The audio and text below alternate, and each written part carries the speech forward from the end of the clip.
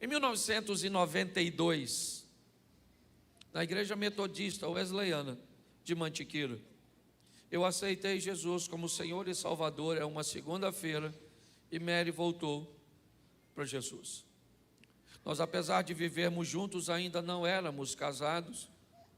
Nos casamos também em 92, porque me foi exposto a o reconhecimento do batismo, e mediante isso eu me casei e me batizei. Algum tempo depois, talvez no máximo 6 meses, eu fui convidado a ir para Santa Cruz da Serra, na época Rua 19, hoje a igreja é na Rua 20, para caminhar ali, pois tinha uma prima que caminhava lá, e logo depois nós mudamos para o outro lado, para o Bossa Nova, na Rua São Paulo primeiro, e depois fomos para Rio de Janeiro. Tem uma turma aqui que caminhou com a gente lá. Lá eu dei os meus primeiros passos. Eu aprendi uma coisa que meu filho me alertou, Felipe, e que eu não tinha notado. A maneira que eu fui treinado e estava buscando treinar a igreja no mesmo modelo. A maneira que eu fui treinado era uma maneira, ou foi uma maneira autônoma. Eu fui treinado com o pastor Marcos Melquisedeque, que dava muita autonomia, oferecia àqueles que caminhavam com ele a possibilidade de terem a maturidade para estabelecer o seu próprio convívio com Deus, apesar de fazer parte da igreja, de um organismo vivo. Inevitavelmente ele dava a mim, não somente a mim, foi lá que eu cresci, aprendi, recebi inúmeras oportunidades, certo, que ele me deu de autonomia. E hoje, quando eu olho para a igreja, eu vejo que eu busco oferecer a mesma coisa. Eu detesto de um ambiente manipulador. Eu detesto pessoas que tentam cercear os nossos pensamentos, a nossa capacidade de raciocínio. Por isso nossas mensagens, você viu o Diego subir aqui e falar sobre oferta, de uma maneira que busca trazer uma conscientização, um ensino. Quantas vezes uma pessoa precisa te ensinar a ler? A quantidade suficiente até que você aprenda. Depois que você aprende, não há mais necessidade de ensinar você a fazer aquilo. Seria muito legal se no ambiente gospel ou evangélico funcionasse também da mesma forma. O ensino fosse o suficiente até que a pessoa aprendesse. Ao contrário de uma escola comum, não há nenhum impedimento maligno para que você execute, para que você faça. Porém, no ambiente religioso, nós temos sempre um grande opositor, um grande adversário, que por mais que você saiba tudo aquilo que você tem que fazer, forças serão empregadas para te impedir, usando você mesmo, usando o mundo espiritual diretamente sobre você, mexendo com suas emoções, com seus sentimentos e, por que não dizer, até com seu corpo, tendo o poder de oferecer dores e outras coisas mais. Mas também pode usar aquelas pessoas que estão perifericamente aí ao seu lado, filhos, cônjuges, vizinhos, amigos de trabalho. Inevitavelmente, quando o assunto é igreja, não basta falar uma vez. Nós temos que basicamente o tempo inteiro utilizar a didática da repetição.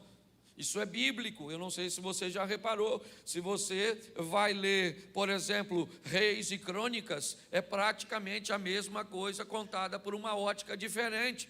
Se você abre o Novo Testamento, você se depara, por exemplo, Mateus, Marcos, Lucas e João, narrando praticamente as mesmas coisas. Se você vai olhar, por exemplo, Atos dos Apóstolos ou as cartas paulinas, você vai ver o apóstolo Paulo repetindo coisas que os seus ouvintes já sabem, porque estavam no Velho Testamento, mas Paulo está trazendo a memória das pessoas, porque entende que saber no contexto religioso não é necessariamente estabelecer uma execução diária. Parece que há um lapso, um esquecimento, parece que acontece alguma coisa cuja qual nós não desejamos, né, cumprir. Na verdade, queremos cumprir, sim, mas muitas vezes nós não conseguimos, e por isso você retorna basicamente todas as vezes para ouvir quase as mesmas coisas. É impossível que o marido não saiba que precisa amar a esposa, que um filho não saiba que precisa honrar seus pais, que pessoas, né, não saibam como é que tem que se comportar, qual é o padrão comportamental, qual é o modelo comportamental, quais são os códigos da nossa comunidade religiosa. A maioria das pessoas já sabe. Colocar em prática, me parece, tem sido o grande desafio de todos nós. Quando eu olho para isso, já vem uns dias que eu coloquei no meu coração de aos domingos ministrar uma série chamada Ingredientes de uma Vida Saudável. E no primeiro momento eu falei da fé, aquilo que faz Deus distinguir pessoas. Deus não escolhe pessoas, não.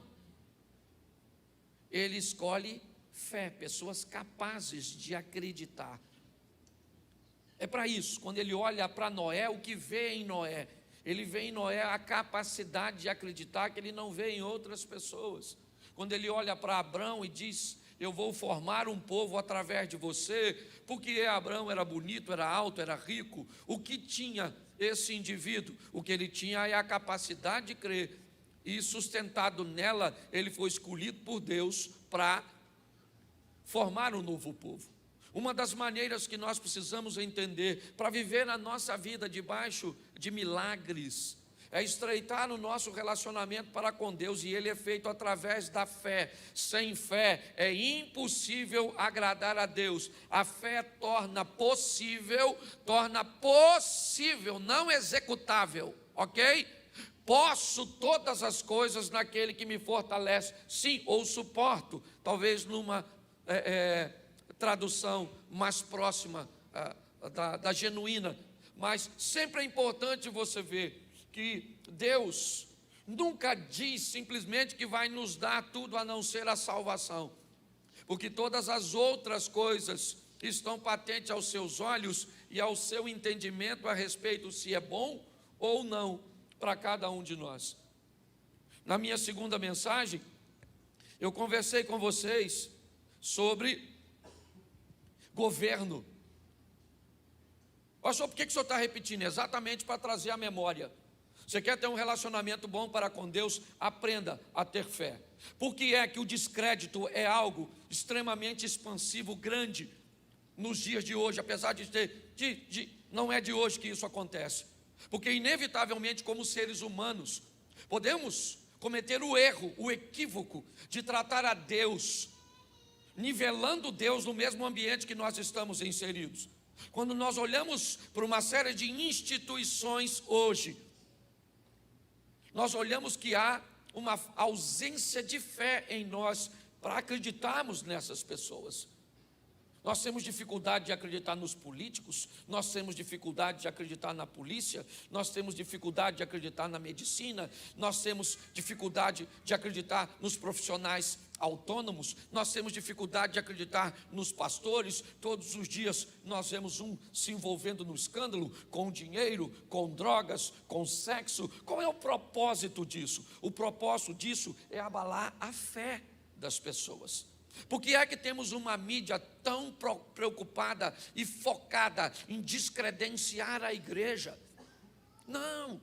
Se você pensa que é por causa de uma visão, que a igreja é bolsonarista, que não, isso é conversa fiada.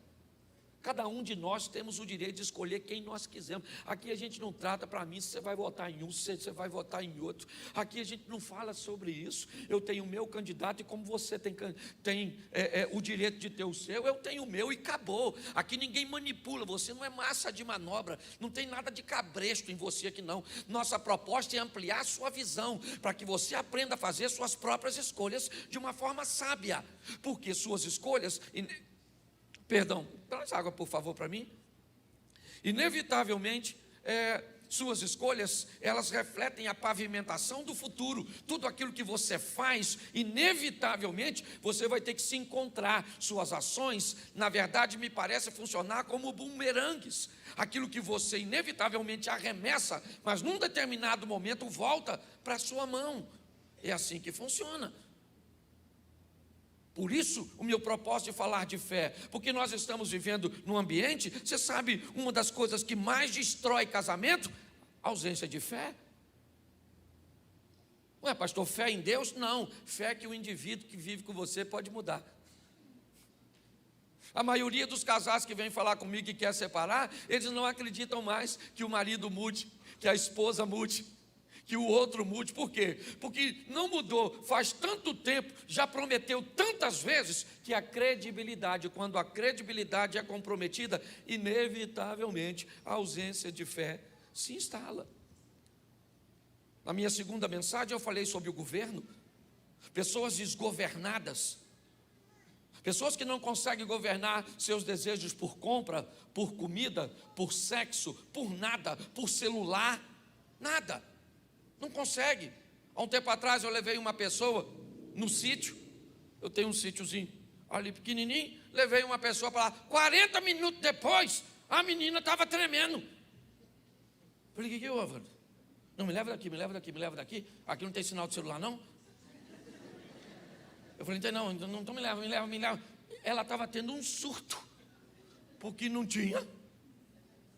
E eu falei de gente tão desgovernada, desgoverna a sua língua, desgoverna tudo. Não presta atenção no que, não tem governo de nada. E a Bíblia diz que o homem foi criado para quê? Para quê? Para governar. Está lá no Gênesis, depois você lê, está no primeiro livro, não dá nem tanto trabalho. Tudo que eu estou falando, você é capaz de aprender lendo um capítulo da Bíblia, Gênesis 1, fé e governo. Sol para governar dia, lua para governar noite. O que a Bíblia está dizendo? Se está de dia, se está bom, se favorável, governe. Se está escuro, se está inóspito, desagradável, governe. Porque a maioria das pessoas se lasca com a perca de governo. Perde o governo da língua, fala o que não deve, faz o que não deve. E aí depois, o Senhor me perdoa, e diz, eu perdoo, ruim vai ser sua mulher. Ontem, por exemplo, eu fui num evento, tinha quase 8.000 mulheres. Pensa num troço desse. Nem sei se eu posso chamar aquilo de evento. Obrigado, irmão. 8.000 mulheres, no final eu fui orar por algumas. Uma se aproximou de mim e me disse, pastor, me ajuda, eu matei meu marido. E eu fui absolvida, porque a justiça entendeu que eu matei meu marido em legítima defesa. Minhas filhas me perdoaram porque elas acompanharam o processo e sabem que foi em legítima defesa. Na verdade, eu nem queria matá-lo. Mas eu não consigo me perdoar. Eu não consigo perdoar. Aquela imagem não sai da minha mente. Aliás, eu estou contando essa história para vocês para pedir oração para algumas pessoas. Uma me procurou e disse, pastor, eu estou nesse evento, meu marido tentou me matar essa semana, e eu vim para cá, e ele já me mandou a mensagem que assim que eu voltar para casa, ele vai me matar. Ela disse, eu já denunciei, mas eu não tenho proteção. Então, inevitavelmente, e eu vi o sofrimento dessas pessoas, é só por isso. Eu devia ter falado isso antes, mas coloquei na mensagem, para que vocês me ajudem em oração. Eu vou colocar até depois do nosso grupo, ok? De oração da igreja, para que, mas preste atenção, inevitavelmente há um propósito, roubar o nosso governo, roubar o governo das nossas emoções, fazer com que percamos o controle de tudo. Foi por isso que Davi caiu, foi por isso que Abraão entregou-se ou permitiu-se se deitar com o egípcio Agar. Por quê? Porque ele perde o controle. Citei Herodes, o governador da Judéia, dando o governo, certo? Da Judéia na mão de Salomé, uma menina dançarina. Isso é praticamente uma loucura. Me pede até a metade do meu reino, Salomé, que eu te dou. Naquele momento, é como se Herodes saísse do trono de governo e botasse uma menina para governar. São ingredientes, se não forem respeitados, fé e governo, sua vida pode virar uma desgraça. Ainda que você, depois que morrer, vai morar no céu. Mas morar no céu não é a garantia de ter uma vida terrena boa. E hoje eu quero falar do terceiro ingrediente, eu quero falar de pessoas. Vai ser rapidinho, certo? Nós vamos falar dos desafios dos relacionamentos. É isso que eu quero falar com você. Porque inevitavelmente não dá para viver nesse mundo sem se relacionar com gente. E 3 coisas eu separei para você, esse culto é bem mais curtinho, certo? Mas eu preciso, primeiro, dar 2 textos bíblicos que enfatizem, porque é assim que funciona. Deixa eu te avisar uma coisa. Se você entende um pouco de Bíblia, nunca se sustenta uma tese bíblica pautada em apenas um texto. Nunca. O correto é que uma tese bíblica sempre esteja pautada em 3, ou se possível mais textos, porque senão alguém pega um único texto contextualizado numa história totalmente diferente e fica fácil enganar você. É como se alguém, imagine, a mulher sábia edifica, aí alguém olha para você e diz: olha, essa frase está errada, vou ler para você direito. A mulher sábia edificar em casa.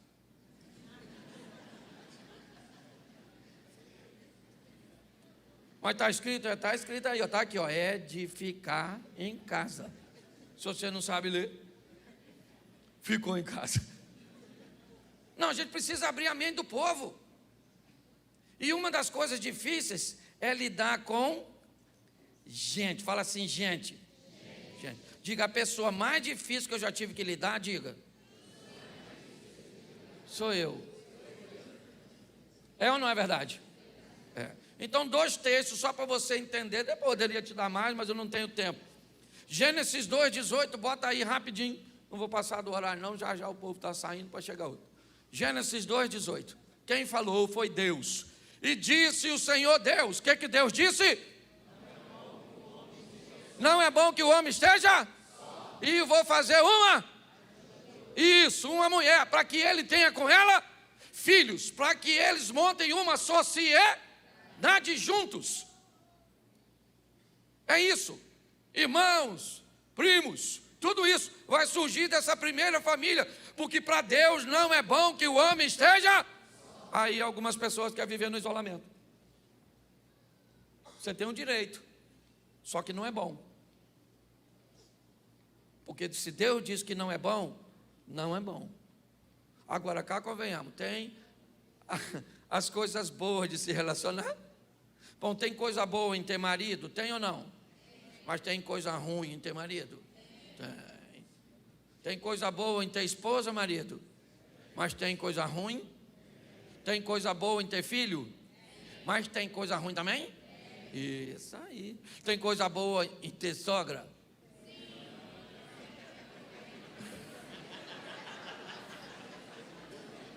Tem coisa boa em ter cunhado? Tem coisa boa em ter patrão? Tem coisa boa em ter vizinho? Tem, sempre tem, mas também tem coisas ruins. Falar de sogra é sempre um negócio extraordinário. Mete na cobra, o veneno parece que já espirra, certo? Alguém me perguntou esse dia: você não gosta de sogra? Eu falei: eu gosto tanto de sogra que se minha mulher deixasse eu tinha mais de uma, certo? É brincadeira, certo? Mas Deus disse que não. Ela já está acostumada comigo, são 30 anos. 30 anos, certo? Vamos lá. Disse Deus, não é bom que o homem esteja? Eclesiastes, põe aí por favor, 4:8. Outro texto, eu poderia usar bastante, mas Eclesiastes capítulo 4, verso 8. Há um que é só e não tem segundo, ou não tem alguém. Sim, ele não tem filho e nem irmã, e contudo, de todo o seu trabalho não há fim, nem os seus olhos se fartam de riquezas. E ele não diz: para quem trabalho eu, privando a minha alma do bem? Isso também é vaidade e enfadonha ocupação. Continua. Melhor é serem dois do que um, porque tem melhor paga no seu trabalho, eles rendem mais. Porque se um cair, o outro levanta seu companheiro. Mas ai do que estiver só, pois caindo não haverá outro que o levante. Também, se dois dormirem juntos, se aquentarão. Mas um só, como se aquentará? E se alguém quiser prevalecer contra um, os dois resistirão. E o cordão de 3 dobras não se quebra tão depressa. O texto diz, marque aí na sua Bíblia. Há pessoas que escolhem ser sozinhas, não vão ter ninguém ao seu lado. O que elas vão fazer? Provavelmente mergulhar em atividades, buscando tirar delas o melhor proveito, sem jamais se perguntar: para quem eu estou trabalhando? Ou o que eu estou fazendo, se não há um legado a ser deixado depois de mim? E a Bíblia começa a explicar tudo isso, e o propósito é único: explicar, expor a necessidade que temos e a importância de lidar com gente, pessoas. Por isso eu separei 3 coisas. Primeiro, o que são pessoas. Eu quero te mostrar e perguntar se elas são todas iguais. E por último, eu vou te mostrar o que nos aproxima e o que nos distancia. É rapidinho, parece muita coisa, mas não é não. O que são pessoas? Bota o texto, eu quero o texto para o povo ler. 1 Tessalonicenses, capítulo 5, verso 23. 1 Tessalonicenses 5, me ajuda aí, irmão, que hoje eu vou precisar bastante de texto, tá bom? Se puder já ir anotando, porque no segundo culto fica mais fácil. 1 Tessalonicenses, capítulo 5, sei que o equipamento aí não está legal, eu já vi que ele não estava funcionando bem. Se não der para colocar, é só sinalizar que eu resolvo aqui. Tá bom, Douglas? Me avisa aí. 1 Tessalonicenses 5, 23, porque não pode demorar, senão atrapalha o andamento aqui. Isso. E o mesmo Deus de paz vos santifique em tudo. Repita comigo: todo o vosso espírito e alma e corpo. Tome somente aí, para a gente ganhar tempo. O mesmo Deus vos santifique em tudo. Ok? Tudo. Totalidade. E o que é o tudo aqui? O ser humano. E tudo do ser humano se resume numa das suas semelhanças para com Deus. Qual é, pastor? A Trindade.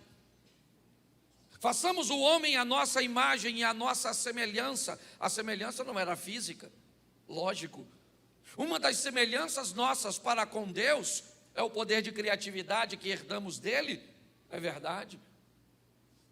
Mas uma das semelhanças mais claras é a Trindade. Assim como ele é Pai, Filho e Espírito Santo, nós somos corpo, alma e espírito. E aí eu quero mostrar a você que se pessoas são corpo, alma e espírito, ela tem 3 necessidades. E quando você tiver um problema com pessoas, quando você quiser investir em pessoas, defina quais das 3 áreas fará seu investimento, ou você irá analisar para resolver uma questão.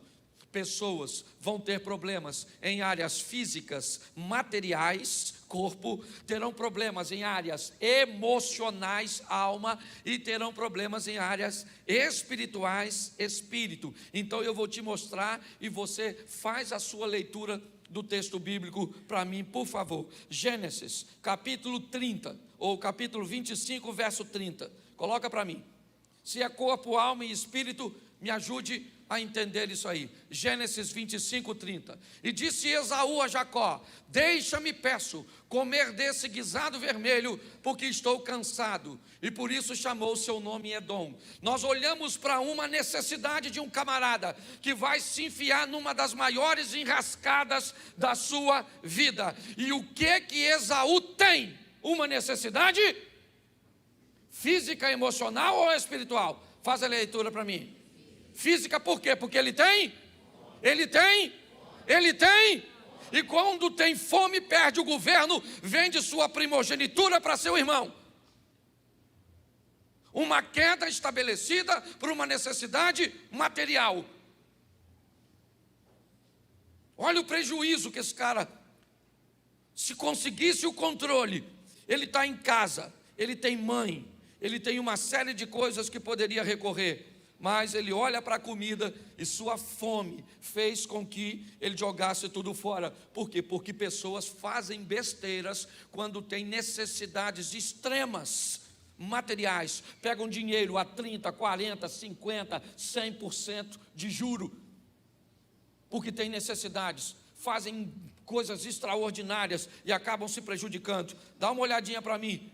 Atos dos Apóstolos, capítulo 4, verso 34. Isso, 4:34. Isso. Não havia, pois, entre eles necessitado algum, porque todos que possuíam herdades ou casas, vendendo-as, traziam o preço, ou seja, trazia tudo do que fora vendido e o depositavam aos pés dos apóstolos. Com isso, eles ganhavam credibilidade, respeito, admiração. Eram pessoas que eram vistas como piedosas, como pessoas capazes de abrir mão de coisas materiais. Mas o capítulo 5, no verso 1, bota para a gente aí, porque é o contexto desse texto que eu vou te dar agora. 5:1. Isso. Mas certo varão chamado Ananias, com Safira, sua mulher, vendeu uma propriedade e reteve parte do preço. Lembra no capítulo 4? Quem vendia entregava o quê? Entregava o quê? Mas ele vendeu e entregou parte do... Mas disse que entregou?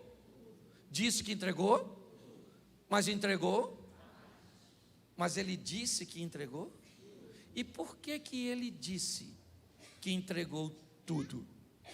Porque ele queria se parecer com gente que fazia coisas que ele não tinha coragem de fazer. Esse camarada tem uma necessidade material, sim ou não? Sim ou não? Não. Ele tem uma necessidade emocional. O que ele quer é se parecer. O que ele quer é que as suas emoções sejam satisfeitas com admiração. Ele quer ser ovacionado, ele quer ser respeitado, ele quer ser visto da maneira que os outros é visto. Sabe o que acontece com ele e a mulher dele por uma necessidade emocional? Os dois morrem perante Pedro, que disse exatamente o seguinte: Ananias, por que você veio aqui contando mentiras? A propriedade não era sua, cara. Vendendo você ficava com o dinheiro todo, ficava para você. Ou então vinha aqui e dizia: olha gente, eu vendi por 50 mil, mas eu só vou dar 25, porque eu estou precisando do restante. Beleza, ninguém está te pedindo nada. Muitas pessoas, e tem gente caindo, certo? Vivendo coisas muito ruins, por suas necessidades emocionais, pessoas que precisam de aceitação, pessoas que não toleram o potencial de outras pessoas, mas é um negócio horroroso, essa parte, essa necessidade das nossas emoções, que fazem parte de nós não temos como abrir mão disso. O que temos que fazer é voltar na mensagem anterior, que falávamos de quê mesmo, gente? De quê? De governo. Governo minha vida. Eu já falei isso aqui. Eu fui jantar com o Mélio uma vez. Na hora que veio a conta foi R$3.500.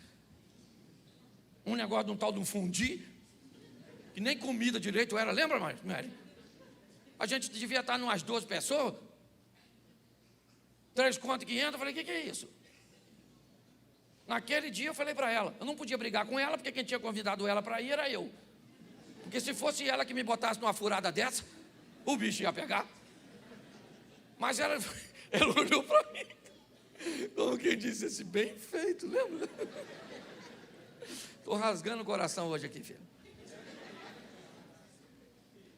E aí depois na hora de ir embora eu falei com ela, querida, olha só, nunca mais nós saímos com esse povo para comer, nem para tomar água, quanto mais para comer. Você tem que aprender a se controlar a necessidade. Só que preste atenção, ela é só gente da alta, né, Jane? Nossa, eu me senti importantíssimo. Mas custou.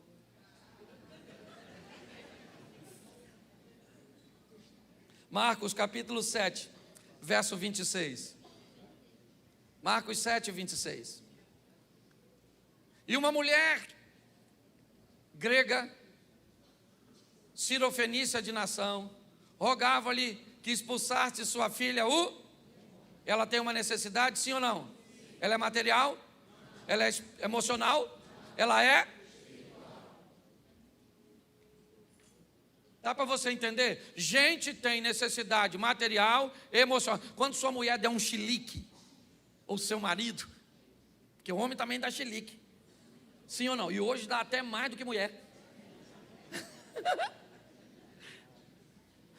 Pergunta, não pergunta audível não, pergunta aqui, quem está aí? Essa necessidade vem do corpo, da alma ou do espírito? Porque tem gente querendo resolver coisa espiritual com dinheiro. Não resolve. Coisa material com oração. Ah, meu filho, você precisa de uma calça para você sair, vem cá, menino, eu vou orar por você. Senhor, faz esse menino ficar satisfeito com esse short. É loucura. E tem gente que acha que doido sou eu. Oh, meu Deus. Então fala assim, eu sou um corpo com alma e com espírito. Louvado seja Deus. Posso ouvir um amém? Amém. Todas as pessoas são iguais, sim ou não? Sim e não.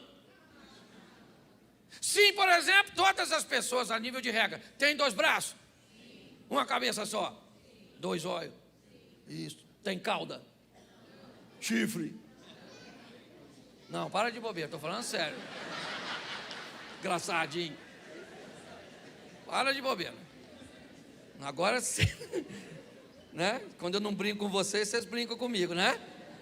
Tá certo? Tem pena? Não. Então, no que diz respeito à parte física, vamos tratar assim de uma forma. Todos nós temos corpo, alma e espírito.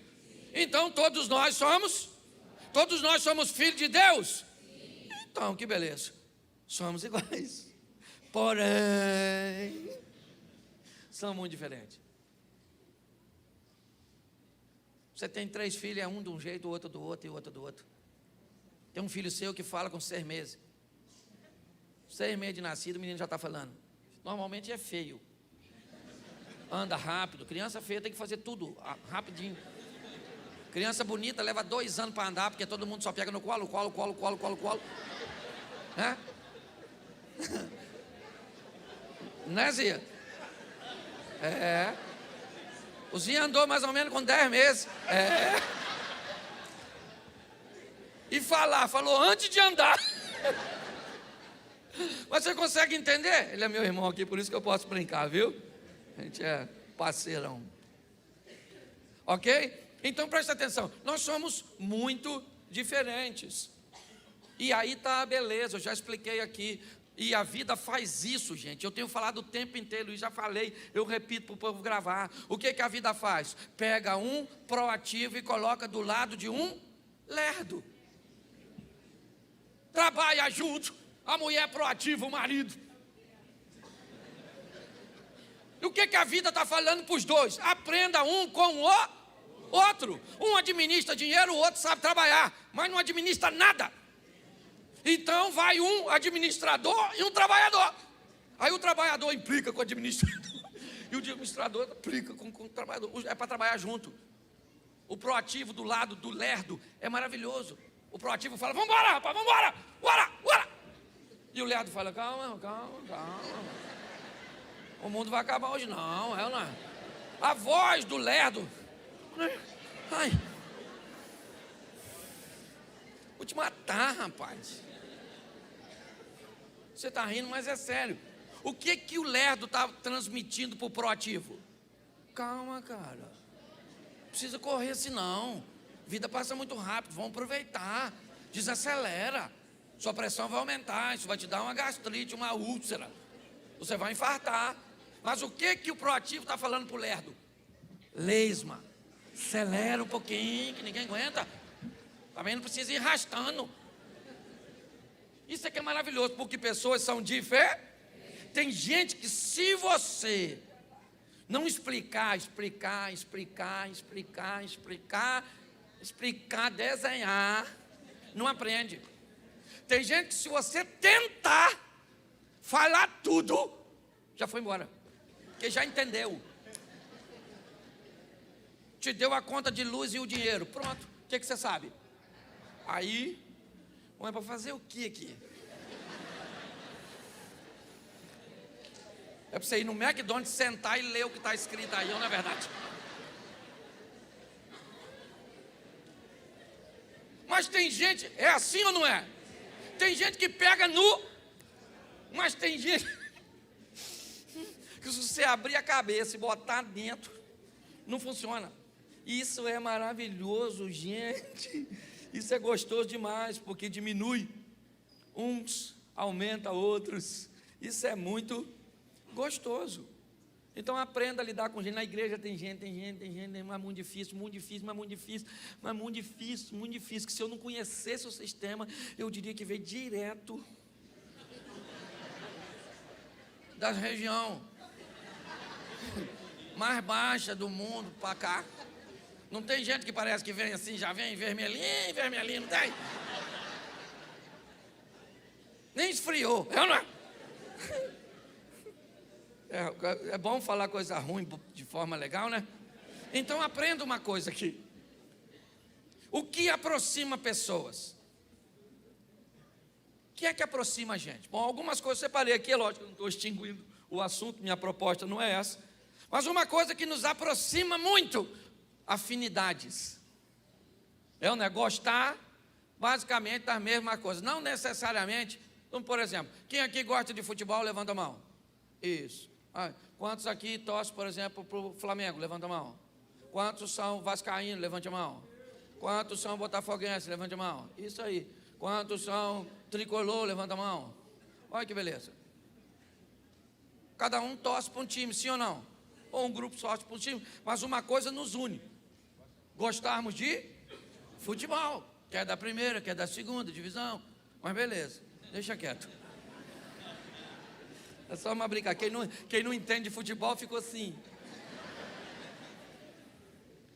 Né, Cruzeirense? Tem gente de segunda divisão aqui até no outro canto. Deixa quieto, não implica comigo não, Elisé.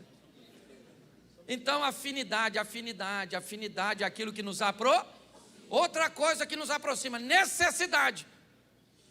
Às vezes tu não tem afinidade, mas tem necessidade de estar perto da pessoa. Trabalha no mesmo lugar. Você nem gosta.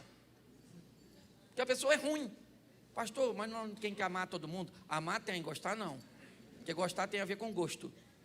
E quanto menos você gosta da pessoa, melhor você tem que tratar ela.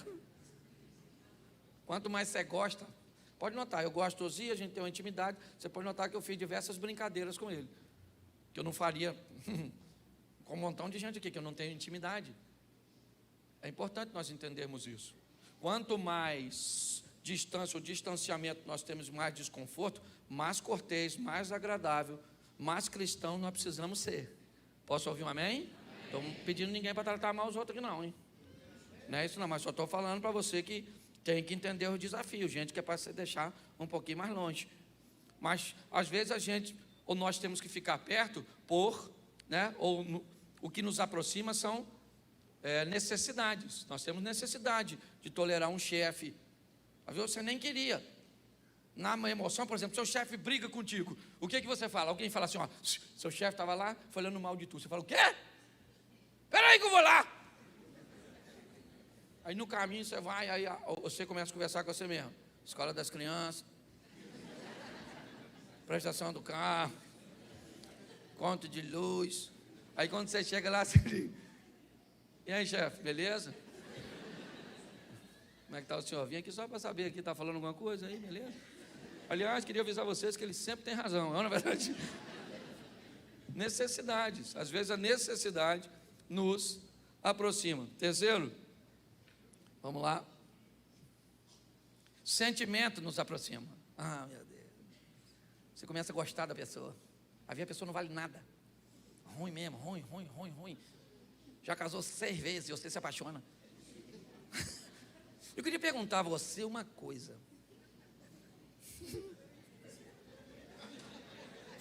Eu nem sei se eu vou perguntar mais não, Senhor. Você viajaria para São Paulo com um cara que já foi para lá e bateu 5 vezes de carro? Ó, rapaz, todas as vezes que eu fui para São Paulo, eu bati. Sério. Vão amanhã, você quer ir? Não, rapaz. Não tem nada para fazer. Ó, já falar para você? Eu já casei 5 vezes, quer? Quero não, dona. Ah, mas eu sou gostosona. Dane-se. Dane-se. Eu não consigo entender. Aí o pessoal fala: nossa, pastor, o senhor é doido, brincalhão. Gente, um camarada desse que bateu 5 vezes que foi para São Paulo, ele pode o quê? Ele pode jogar um futebol comigo. Tem coisa que ele pode fazer. Dirigir. Aí a pessoa vem e fala comigo: ô, minha filha, pastor, estou numa luta com o meu casamento. Nossa, sério, poxa, que dó. Casada há quantos anos? Ah, 3. Primeiro casamento? Não. Ah, não? Não. O seu, esse é o 3º. E o dele é o 4. Isso não é casamento, isso aí é UFC. A pergunta certa não é se vai dar certo ou não, é só quando vai dar errado, que a gente já sabe que a via de regra é isso que vai acontecer. Mas sentimento nos aproxima. Às vezes é um sentimento de amizade que você nutre pela pessoa. E eu aprendi que o amigo, quando o cara é seu amigo, ele não tem defeito, mas se não é, normalmente você é até capaz de colocar. Amor, você é capaz de se apaixonar, de se aproximar de uma pessoa, porque amor, sentimentos nos aproximam, necessidade nos aproximam, afinidade nos aproximam. E outra coisa que nos aproxima muito: parentesco. Irmão, não... veio junto, mesma embalagem fez. Então você vai ter que conviver com tudo isso. Agora, o que nos distancia? E eu termino aqui. Primeira coisa que mais distancia pessoas, repita comigo: mal entendido. A maioria das coisas que distanciam pessoas é mal entendido. Um falou um troço que o outro não entendeu direito. Um falou algo para um que falou para outro que chegou em tu. E quando chegou em tu, pode ter deformado no caminho. Certo? A maior distância entre as pessoas sempre será o mal entendido. Isso afasta pessoas. Aqui na igreja mesmo tem gente extraordinária. Eu lido com um montão de gente que não consegue lidar entre si, por maus entendidos. Um falou, o outro disse, que o outro disse, que não sei o quê, que um disse, que o outro falou, que o outro viu, que o outro viu. E se você procurar a prova, não existe. É só um que diz que teve uma sombra, que passou, que escutou um negócio, que foi mais ou menos assim, e que não sei o quê, mas você viu? Não, eu não vi, quem viu foi o fulano, mas eu acho que ele até já morreu, porque eu não lembro nem o nome de quem viu. E eu fico nesse fogo cruzado, tendo que apagar incêndio, que eu não sei nem onde começou. Então é difícil lidar com gente, pessoas, ingredientes necessários, porém, precisamos de habilidade. Outra coisa que distancia a gente, resultado. Pensa num troço que distancia. Quando alguém tem um resultado melhor que o seu. Já diz o Caim com Abel. Ah, tá vendo? Que não gosta daquele não. Ó, já anda naquele carro novo. Aí acha que é melhor que os outros. Olha lá, emagreceu, agora está se achando. Ó, e o peso que ela perdeu, eu achei. Olha como é que é metidinho, olha com o nariz empinadinho, ó. Mas está de cabeça baixa, mas com o nariz em pé. Pronto. Que resultado, gente, pensa num troço desafiador. desafiador quando alguém aparece no ambiente que você gostaria de aparecer, faz alguma coisa que você gostaria de fazer. Você vai ter que lidar com isso. Em qualquer lugar, estou te apresentando para a igreja, mas isso distancia pessoas em qualquer lugar, mal entendido. Em qualquer lugar separa pessoas, no ambiente corporativo, no ambiente religioso, no ambiente familiar, seja onde for. Resultados. Outra coisa, temperamento. Separa a gente demais da conta. Porque umas pessoas reagem de um jeito, outras reagem de um outro. Às vezes você pode dizer a mesma palavra. Por exemplo, você é casado com alguém. Vou te falar uma coisa. No mundo animal, a hiena tem um dos sucos gástricos mais poderosos do reino animal. Talvez dos mamíferos não tenha igual. No seu estômago ela é capaz de digerir com seu suco gástrico cascos, chifres, couros. Por exemplo, a de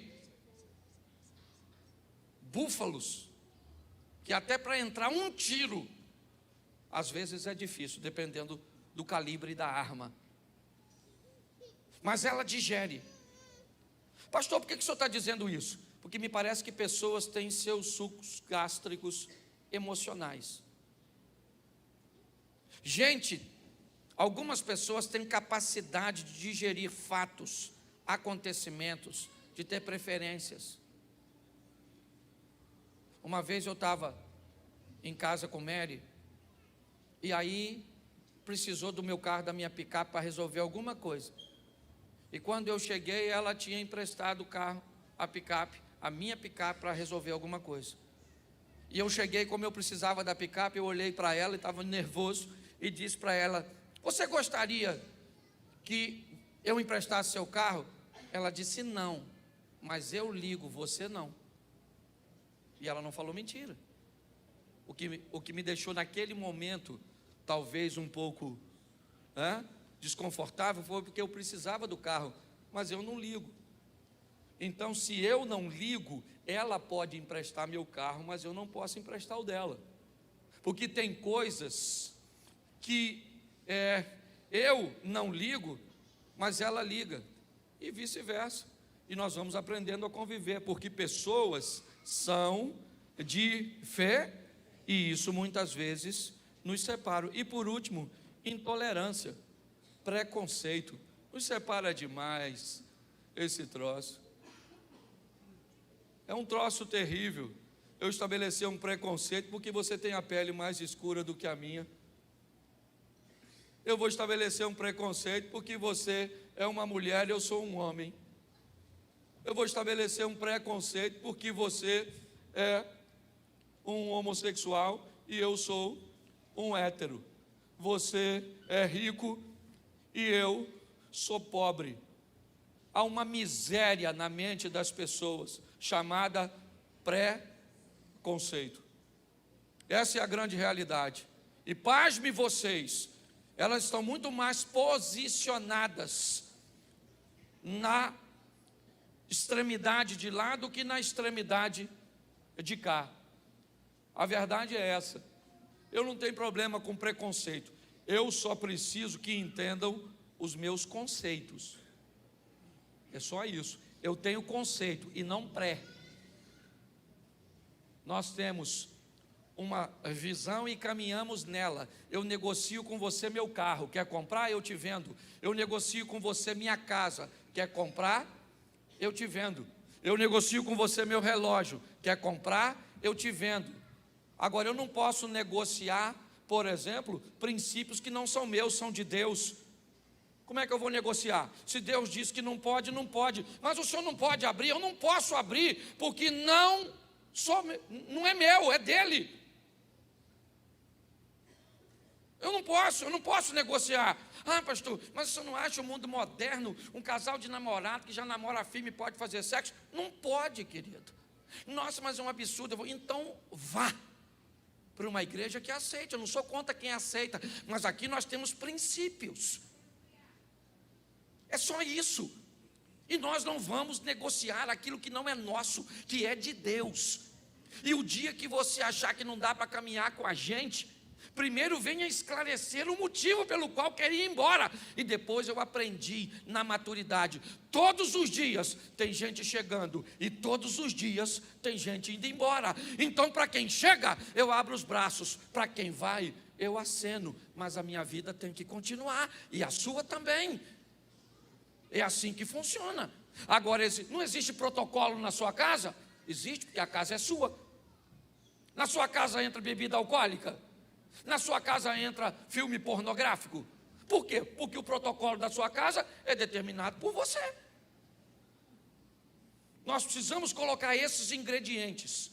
E hoje aqui eu encerro, falando nesse ambiente de pessoas, que não dá para mim extinguir o assunto em 45 minutos. Mas eu queria que você estivesse, primeiro, preparado com a fé. Segundo, governasse principalmente a você mesmo. 1000 cairão ao teu, 10.000 à tua. Sabe por quê? Porque você não tem o controle daquilo que acontece ao seu redor. Mas quando chega em você, mas você não será, porque você pode ter o governo de si mesmo. O que a Bíblia está dizendo é que ao seu redor pessoas caem. Por quê que elas caem? E você não cai. Não, porque eu sou melhor do que ela, não. O que a Bíblia está querendo dizer é que 1000 caem do teu lado, 10.000 à tua direita, mas o seu governo, a sua fé, te mantém de... É isso.